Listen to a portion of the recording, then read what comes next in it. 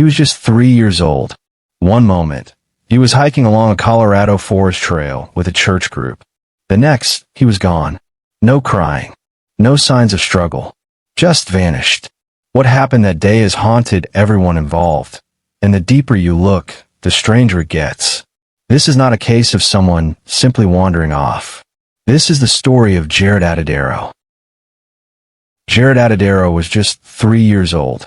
He had curious eyes and a playful energy that lit up every space. Always smiling, always exploring. He was a bright, adventurous child with a deep connection to his family. His bond with his father, Alan, and his older sister, Jocelyn, was strong. Their small family shared a quiet, meaningful life. Alan Atadero, who was committed to raising his children on his own. He had a lifelong love for the outdoors and worked as a youth mentor, guiding others through nature-based experiences. His beliefs also led him to join the Christian Singles Network, a local group. The group provided support and community for people like Alan, who was a single parent after separating from Jaryd's mother, Stacy McKissick. The group often helped Alan with parenting duties and included his family in social events and outings. Through this connection, the Atadero family became closely involved in the group's activities.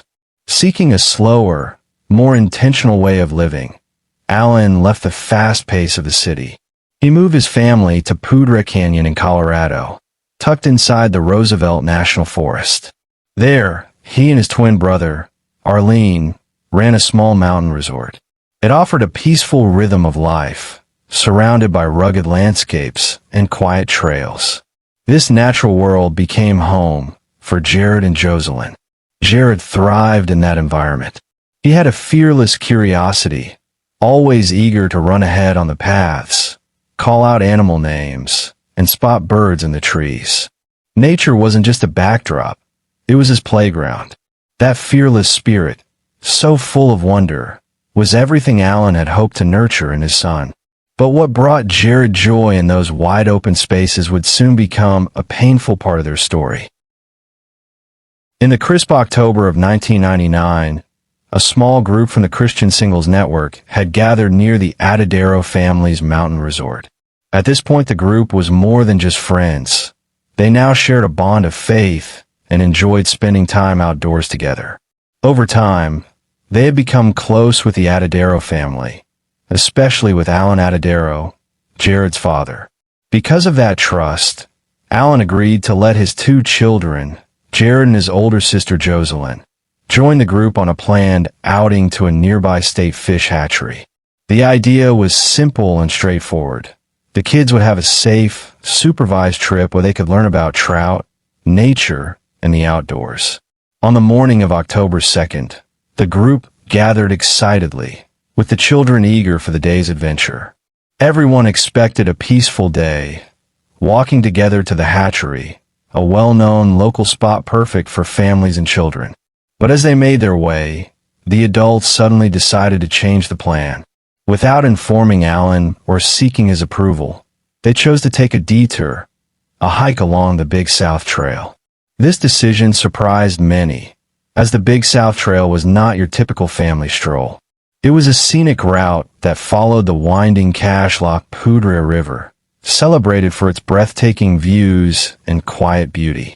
The late autumn sunlight filtered through tall pines and aspens, casting golden hues across the forest floor.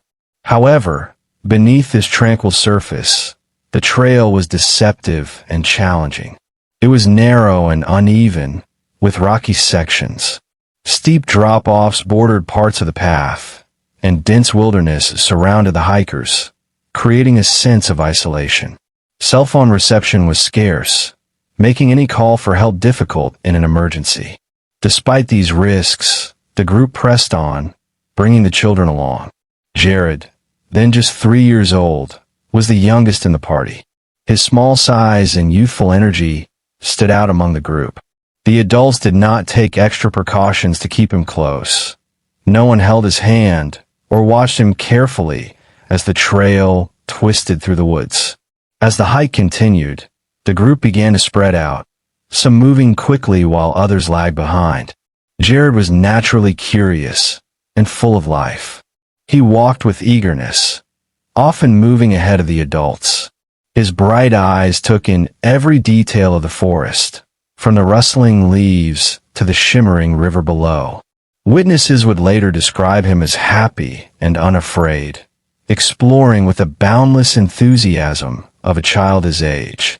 At one point along the trail, two fishermen were casting their lines near a bend by the river. It was here that they spotted a small boy walking alone. He wore a white t-shirt emblazoned with the word Walmart and simple blue jeans. The boy walked calmly, without hesitation or signs of distress. The fishermen paid little attention to him, assuming he was part of the larger group they had seen nearby. They did not know he was alone, or that this would be the last confirmed sighting of Jaryd Atadero. Just moments later, a scream shattered the quiet forest air. It was a sharp, piercing sound, high-pitched and sudden, echoing through the trees. The scream startled everyone close enough to hear it, including the fishermen. But it lasted only seconds, and no one could tell where it had come from or what had caused it. There was no follow-up noise, no crying or calls for help. After the scream, silence quickly returned to the trail, as if nothing had happened. According to Jocelyn, the scream had little context, as it sounded both like somebody getting attacked or somebody playing with someone.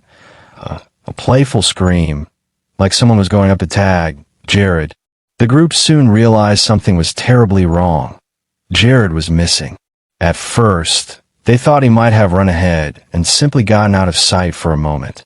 But as they called his name and searched the area, panic began to set in.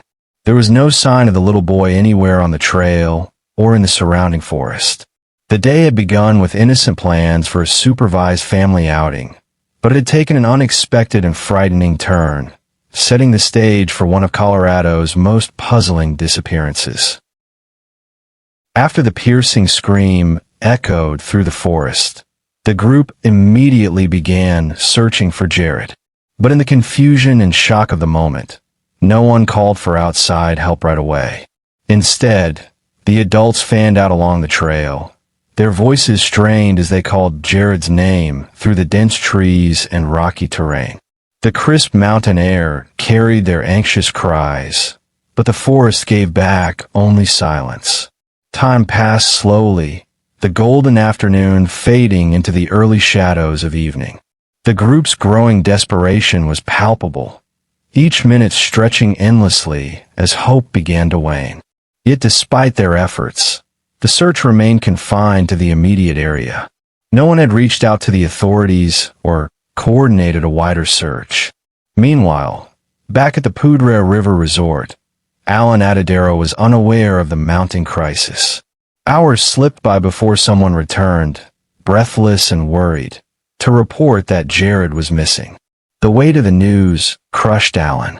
His heart sank as he grappled with disbelief and fear, realizing his youngest son had vanished without a trace on a trail he had never approved.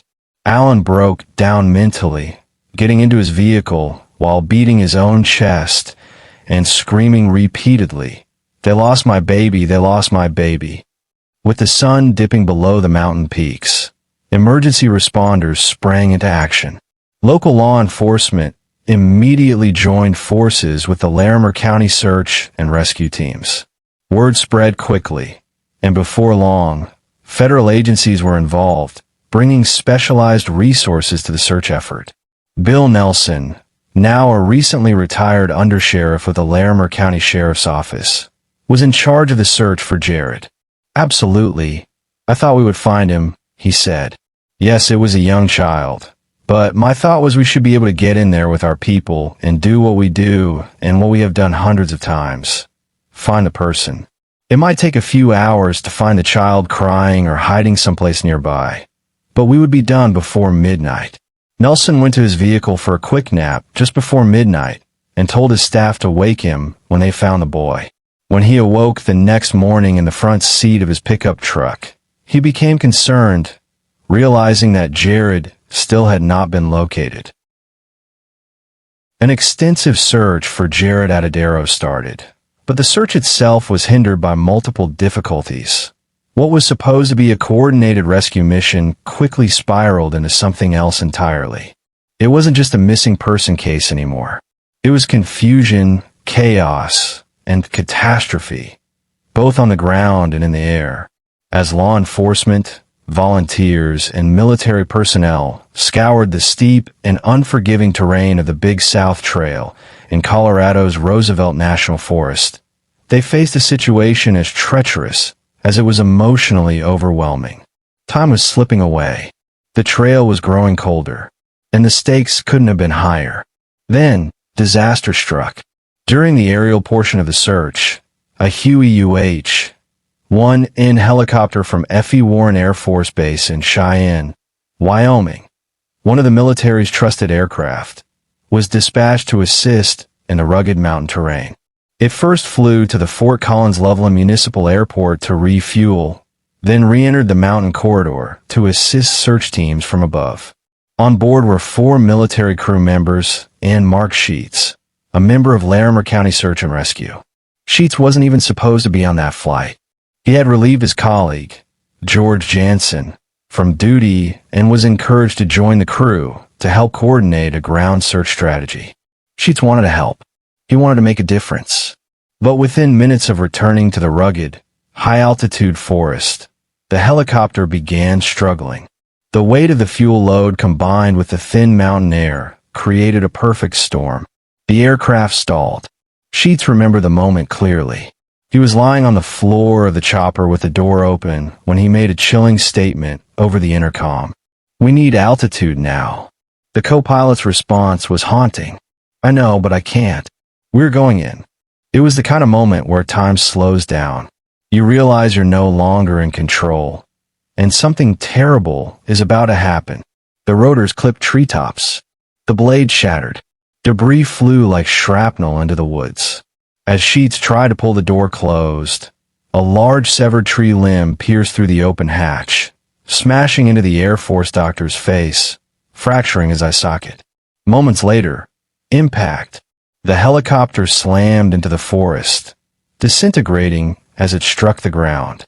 It broke apart into 3 separate pieces. And yet, the twin jet engines kept screaming, still functioning, as fuel continued to burn inside. The noise echoed for hours, until the tanks finally ran dry. The military crew, though shaken and injured, managed to crawl from the wreckage. But Sheets was not so lucky. He had been thrown and pinned, unconscious, with severe injuries. A 13-inch gash down his leg left his femur bone visible. He suffered a severe concussion, 3 fractured vertebrae, and a broken shoulder. He would later say that he only got on that flight to try to help find Jaryd, to do something useful. Instead, he nearly lost his life. Nearby search and rescue members sprinted toward the crash site. They found the helicopter in ruins, parts scattered across the forest floor. When they reached the wreckage, they kicked in a window to pull Sheets out, saving his life. But emotionally, Sheets was wrecked. The search for a missing child had now led to a military accident and nearly claimed more lives. And this was only the beginning of the chaos. Back on the ground, things weren't faring any better. With the helicopter crash drawing attention, the media swarmed the area like a second storm. According to Larimer County Sheriff Justin Smith, who was a sergeant at the time, the situation exploded almost overnight. "We had searchers down who they were bringing out on stretchers. We had a missing kid overnight. We had the Air Force closing off the crash site. And then," he said, TV satellite trucks, 17 at one time, lined up along Highway 14. Anchors in fur coats were walking around the trail. The disappearance of Jaryd was no longer just a local tragedy. It had become a national media event, with all the pressure, confusion, and spectacle that brings. It was now being compared to another Colorado case that had gripped the nation, the unsolved murder of JonBenet Ramsey. What came next blurred the line between search and circus. Psychics called in tips, offering supernatural insights into Jaryd's whereabouts. A barefoot man arrived with a donkey, insisting he could track the boy. A Native American spiritualist conducted rituals, asking the mountain itself to give up the child. The situation became surreal. And all the while, volunteers and professional teams continued to search riverbanks, climb steep hillsides, and dive into cold mountain pools. Planes flew overhead. Every inch of terrain was combed, but still nothing. And in the middle of it all, Jaryd Atadero, Jaryd's father, was watching the entire scene collapse into confusion. His son was gone, and now the world was watching, but not necessarily helping. In a later interview, Alan admitted, "It became a tornado, a hurricane, the biggest storm in all our lives." He had placed his trust in the professionals. But the whirlwind of media, accidents, and strange distractions had consumed the search. "I was critical of them at the time," Alan said. "When you're in a survival situation, you want everything that can be done to be done. And at times, I thought there was so much more they could have done." Amidst this storm, Jaryd Atadero found himself under intense public scrutiny. Instead of receiving sympathy and support, he was subjected to suspicion and blame. Strangers sent harsh letters and emails accusing the family of neglect, or worse. Some went as far as to suggest spiritual causes or curses had led to Jaryd's disappearance. Others whispered bizarre stories, sometimes invoking local folklore or religious rhetoric. Despite the setbacks, hope remained alive for many, though clouded by the swirling controversies and emotional strain. The mission to bring Jaryd home was no longer just about finding one boy. It had become a complex, tangled story where fear, suspicion, and human emotion battled the unforgiving wilderness. After the frantic chaos of the initial search, the world slowly began to move on. But Jaryd Atadero refused to let go. For him, the search was far from over. It had become a lifelong mission. Every day since Jaryd's disappearance, Alan pushed forward with relentless determination, holding on to the hope that his son was still out there, waiting to be found. He plastered every available surface with missing posters, store windows, telephone poles, community centers, even gas stations far beyond Colorado. Each poster bore Jaryd's smiling face and a plea for any information. He handed them out personally whenever he could, his voice steady but heart heavy, asking strangers if they had seen anything at all. Interviews followed. Local news stations welcomed him back repeatedly, and sometimes national programs spotlighted the case. Alan spoke openly about his love for Jaryd, the pain of not knowing, and his refusal to give up. These moments were difficult, but necessary, a way to keep the story alive and reach someone who might hold a missing piece of the puzzle. Behind the scenes, the sleepless nights took their toll. Alan spent countless hours combing through old reports, searching public records, and following up on every lead, no matter how small or unlikely. He kept contact with law enforcement, volunteer groups, and even psychics, anyone who claimed to have insight. Every call raised his hopes and dashed them just as quickly. But as months turned to years, the trail grew colder. No credible tips came through, no new sightings, and no physical evidence. The once vibrant search effort dwindled to occasional check-ins and quiet prayers. The pain of not knowing settled in, a constant ache under the surface of daily life. The media interest faded. The headlines stopped running. News stories replaced the missing boy's face in newspapers and on television screens. To the public, the case was nearly forgotten, just another unresolved mystery lost in time.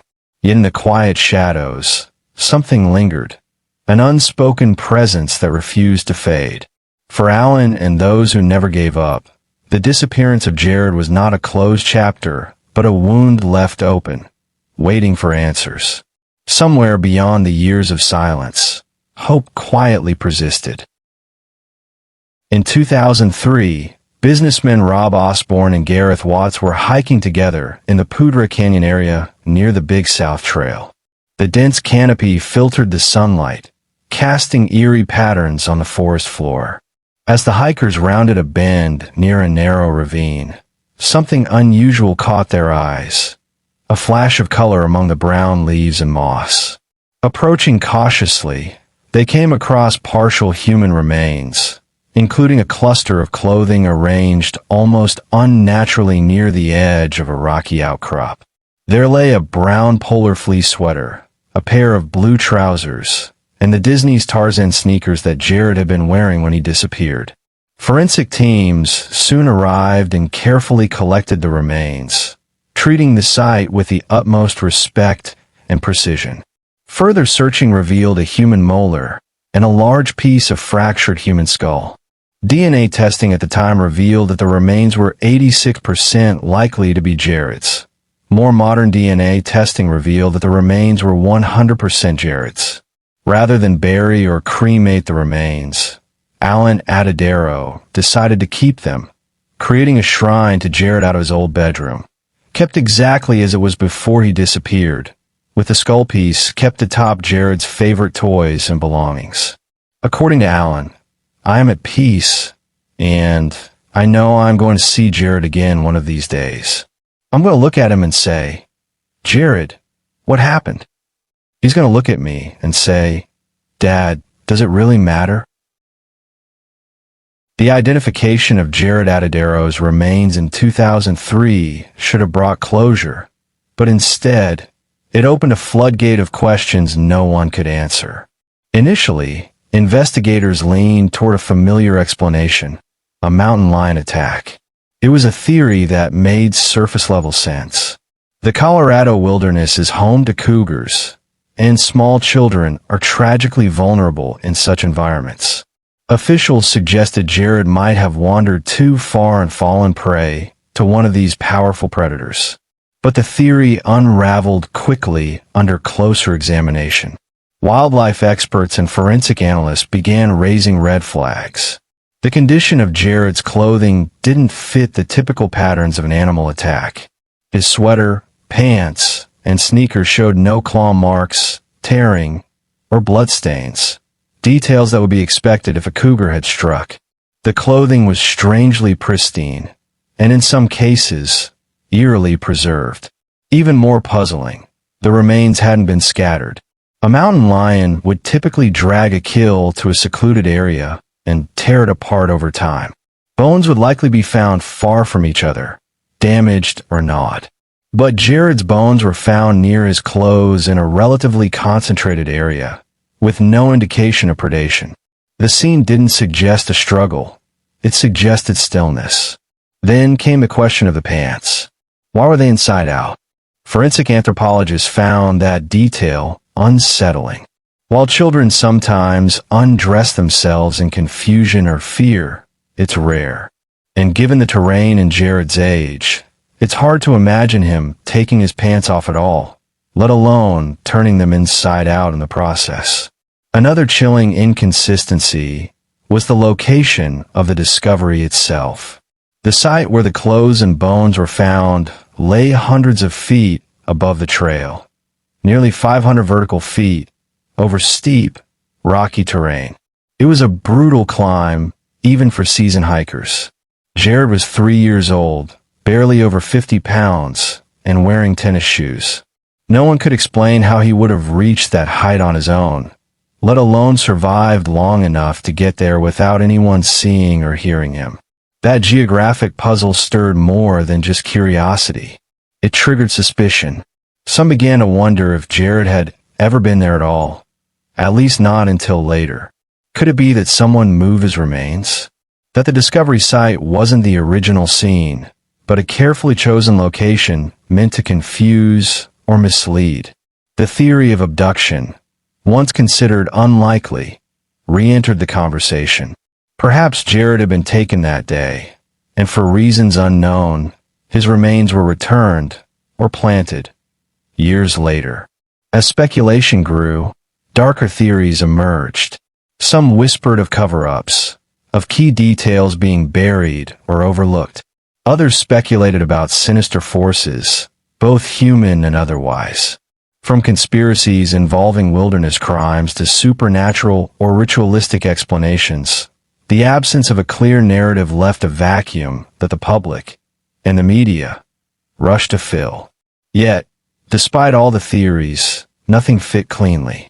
No single explanation accounted for all the evidence.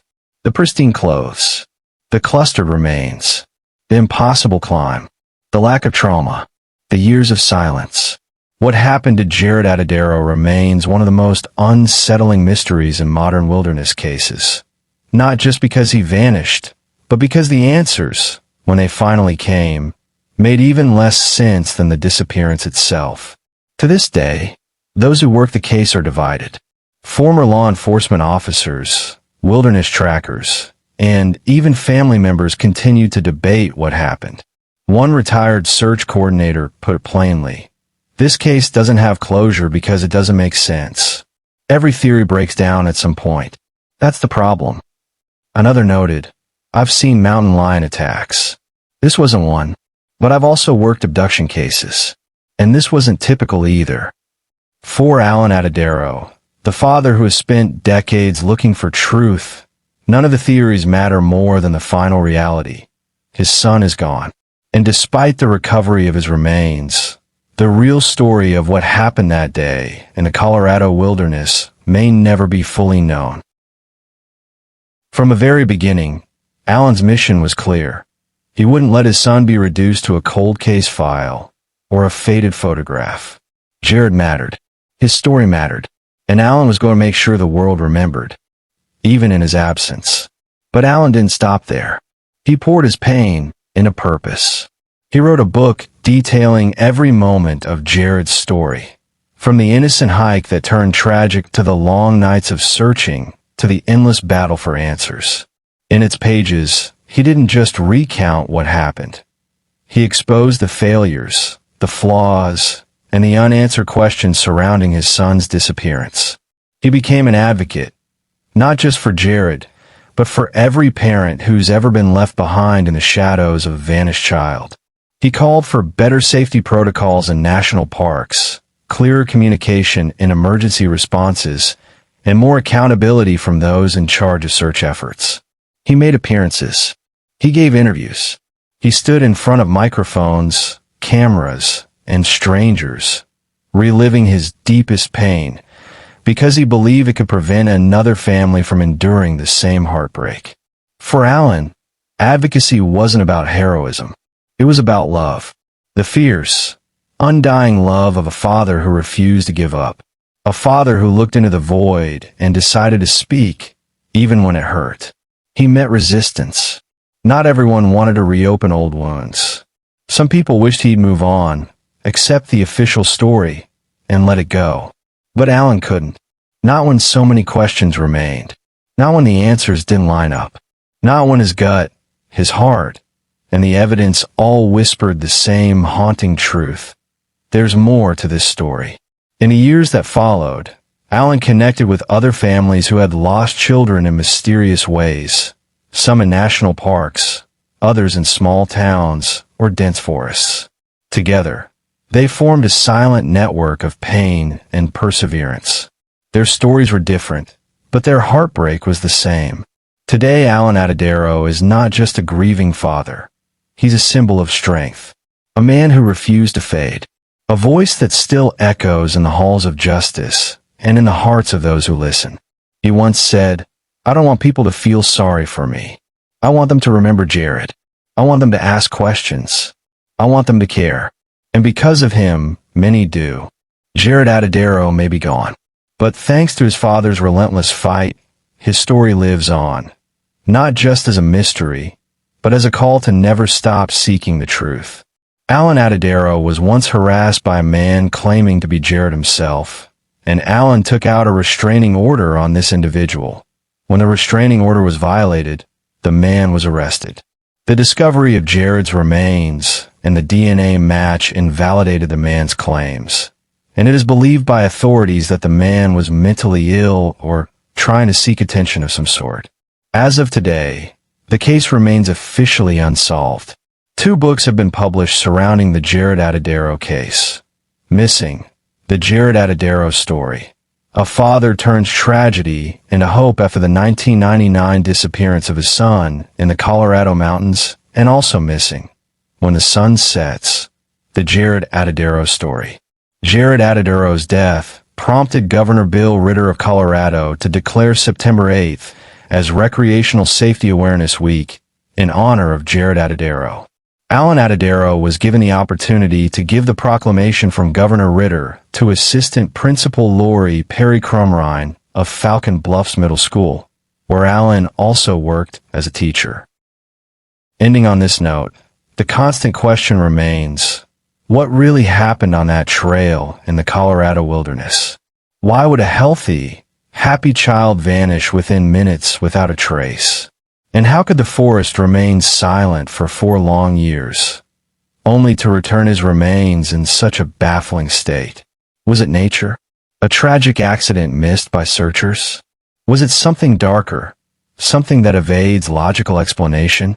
Some mysteries leave behind more questions than answers. This is one of them. We may never fully understand how Jaryd disappeared. We may never know what he endured or if he was alone during those missing years. But one thing is certain, someone, somewhere, knows more than we do. As investigators filed away reports and headlines faded, a father kept the flame alive, not for closure, but for clarity. He reminded us that not every mystery ends with resolution, and not every truth gets uncovered. The Colorado mountains gave back Jaryd's remains, but not his story. That's still hidden among the trees. If this case struck you as deeply as it did us, help keep Jaryd's story alive. Like, share, and subscribe for more true crime mysteries that demand answers. And tell us in the comments, what do you believe really happened in the Colorado wilderness that day? Your voice might be the one that helps shed new light on a cold trail.